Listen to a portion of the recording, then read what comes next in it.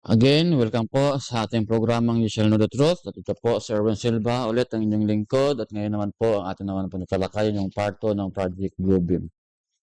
Ito po naman mga kaibigan, isa na naman po itong makakakilabot at nakapakahiwagang discovery na ating ngayong tatalakayin. Sana po ito ay makatulong sa inyo na huwag kayong malinlang ng mga nagpapatupad nito. Ito po mga kaibigan, umpisahan natin ng ito po ay nakasalin sa Tagalog. So, kayo na po ang bahala, no? At kung meron man na tayong isasalaysay, gagawin natin. Pero, madali naman pong ito yung intindihin, no? Kasi ito ay nakasalin sa Tagalog. Okay. Ito pong babasahin mga kaibigan.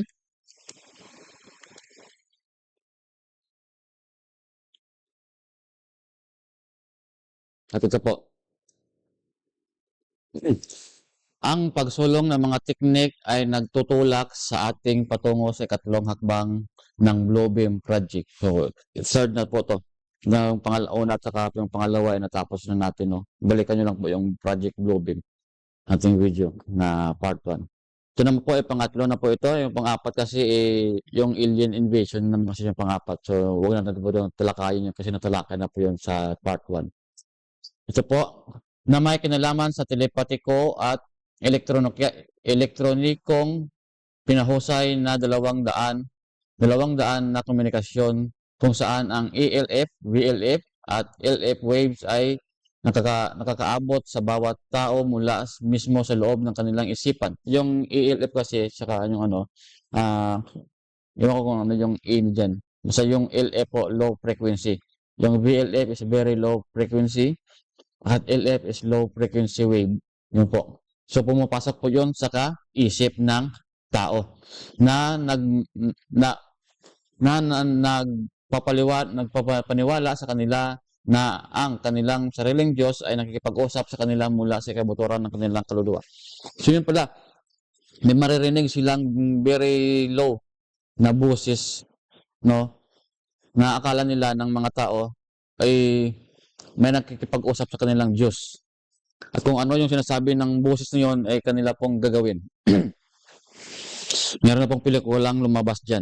No, kung napanood nyo po yung Brave New World ng tinatawag nilang Avengers Brave New World. Makikita nyo po doon yung pelikula. Sa starting pa lang po ng pelikula, makikita nyo po yung ginawa nila. Nagawa nila to sa pelikula. So, yung pelikulang yon hindi po nila gagawin na mayroon pong ganyang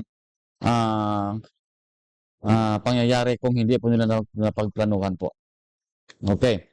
Ang mga ganitong sinag mula sa mga satellite, at pinapakain o pinagmumulan mula sa mga alaala ng mga computer na naglalaman ng napakalaking datos tungkol sa bawat tao sa mundo. Kasama ang kanilang mga wika, yun, kaya po nilang, kung ano po yung wikang ginagamit natin, kaya po nilang gawin yun na parang nagsasalita yung Diyos natin sa ating mga utak. Pagkatapos na ang mga sinisinag na ito ay nagsasama o naghahalo sa likas na pag-iisip ng tao upang bumuo ng tinatawag na labnaw o kalat na artificial na pag-iisip, diffuse artificial thoughts. Ang ganitong uri ng teknolohiya ay nag-ugat pa noong mga pananaliksik ng dekada 1970 o 1980 at 1990, mahirap i-pronounce yung Tagalog. Kung saan inihambing ng utak ng tao sa isang computer. Yun, parang computer. Yung utak ng tao. Kasi yung ating system, yung para rin kasi namang computer yun eh. Yung ating brain po, yung parang motherboard ng computer. Saka nandyan po yung central processing unit na kung ano yung concern ng ating katawan, ay yun po umaakyat sa brain at saka pinaprocess at saka nagre-react po yung ating katawan. Parang ganoon din, yung parang computer din. Ang impormasyon ay pinapasok, pinoproseso, isinasama at pagkatapos ay binubuo ng isang tugon na isinagawa o ipinapatupad. Yun. Ang mga taga-control ng isip, mind controller, ay nagmamanipula ng impormasyon sa parang katulad ng isang computer na nag-aayos o nagwawasto ng gramatika. Noong Enero 1991 sa University of Arizona, ang nagsagawa o nagdaos ng isang komprehensya, yung nagtitipon po yung mga malalaking tao, ng mga matatalinong tao. Isang pangdaigdigang pagpupulong na pinunduhan o pinangunahan ng NATO o North Atlantic Treaty Organization, kung saan nagtitipon ang mga siyentipiko at eksperto upang talakayin ang mga bagong tuklas sa agham. Yun, meron pala silang bagong natuklasan about science. At kung ano po yun, mga kaibigan, ito, magugulat po kayo. Ang paksa ng pagpupulong ay mga kasalukuyan at bagong lumitaw na phenomena. Strange! Hindi nila mapailawanag, mga kaibigan, at mga sistemang biolomolecular. Tinutukoy nila na ang isang papel na ipiniresenta sa konferensya na namumukod tangi dahil sa ibang pananaw nito tungkol sa mga pag-unlad na pinag-uusapan noon. Sa katunayan, ito ay isang pagtutol at nakakatakot na babala sa mga siyentipikong dumalo hinggil sa posibleng pag-abuso sa mga resulta ng kanilang pananaliksik. Yun. Binibigyan po sila ng mga pag-aabuso. Dapat hindi daw nila abusuhin yung kanilang natuklasan. Bakit po, mga kaibigan? Ano po yun yung kanilang natuklasan? Sa madaling salita, ang papel ay nagsilbing babala o protesta laban sa maaring panganib o maling paggamit sa kanilang mga natuklasan. Ito po yung kanilang natuklasan. Ayon sa kanilang natuklasan, sinabi nila sa Estados Unidos o United States of America ay nakabuo na ng mga pagkagamitang pangkomunikasyon na maaaring makapagpagaling o makatulong sa mga taong may kapansanan. Grabe pala yung kanilang na-discoveryhan, mga kaibigan, sa siyensya. Kaya tinawag nilang phenomenon. Hindi pangkaraniwang natuklasan nila. Kasi kaya pala itong pagalingin ang may mga kapansanan. Tulad ng nakapagpabasa ang bulag, nakapagpalingig sa bingi, at nakapagpalakad sa pilay. Grabe pala yung kanilang natuklasan, mga kaibigan. Yung bulag kaya palang makakita o makabasa, yung bingi kaya nang makarinig, at yung pilay kaya nang palakarin.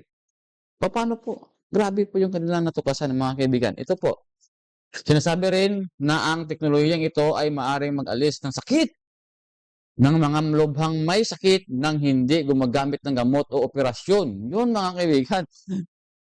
Grabe ito ang kanilang natuklasan. Ikaw po ay may cancer, kaya kang pagilingin na walang gamot o walang operasyon. At ayon sa nagsasalita, hindi ito katang-isip o science fiction, kundi totoong mga ulat mula sa sinabing pananaliksik. Hindi po yun katang-isip lang, mga kaibigan. Ito po, naalala nyo pa yung third steps nila na meron daw Messiah na dadating. May Messiah ang dadating.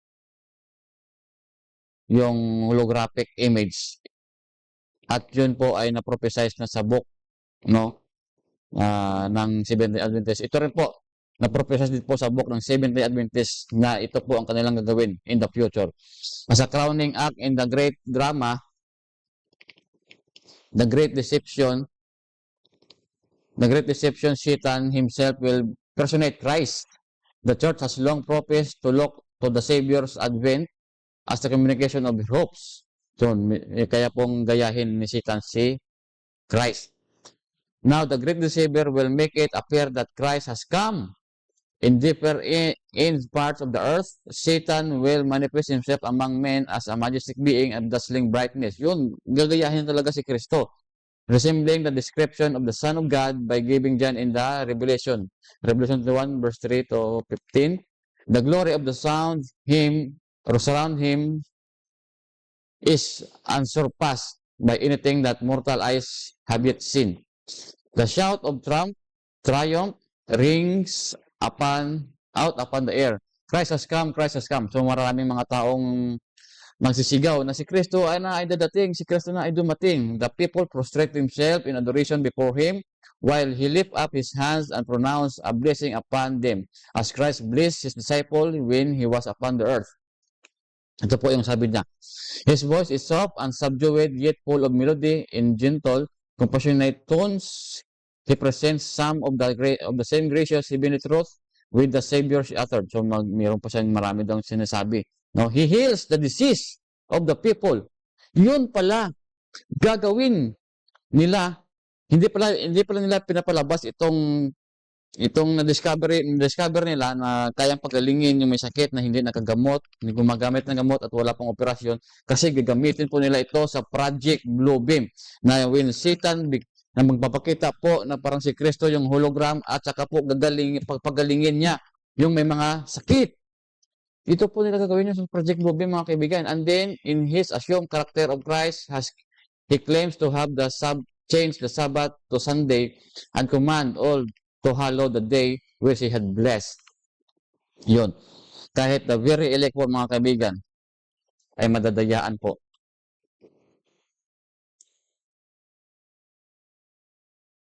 At sa dosay po, mga kaibigan, yung una-una pong madadayaan o malilinlang ay yung mga vaccinated na tao.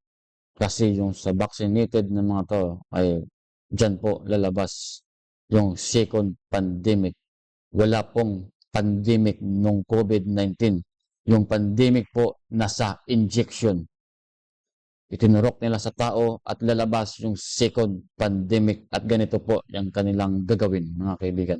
Lilinlangin nila ang mga tao sa buong mundo para po ma-convince na yung nakikita nilang hologram ay si Christ at papagalingin sila ni Christ at wala pong ibang isasabihin kundi to observe the Sunday worship as the mark of the beast, mga kaibigan.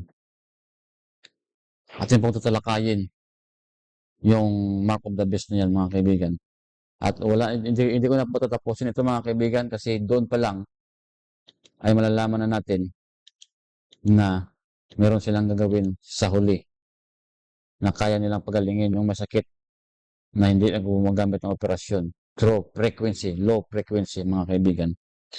At yun po, halos lahat ng buong mundo ay malilinlang po dyan. Sana po, huwag kayong mapalinlang nung hindi kayo maka-receive ng mark of the beast, which is the Sunday worship, mga kaibigan. Lalong-lalo na nang sa loob ng true church. Huwag po kayong magpalinlang. At huwag na po kayong magpaturok ulit. Kasi doon sa Manila ngayon, meron na namang lockdown. At gagawin naman nila yung vaccination. Sa susunod po, mga kaibigan, ating talakayin po kung sino po ang gumawa ng ganitong mga pandemic na to at kung sino ang responsibilidad sa ganitong mga vaccine na yan upang mapaitupad yung kanilang layunin na Project Bluebeam. Ulit po, ito po si Erwin Silva, and you shall know the truth.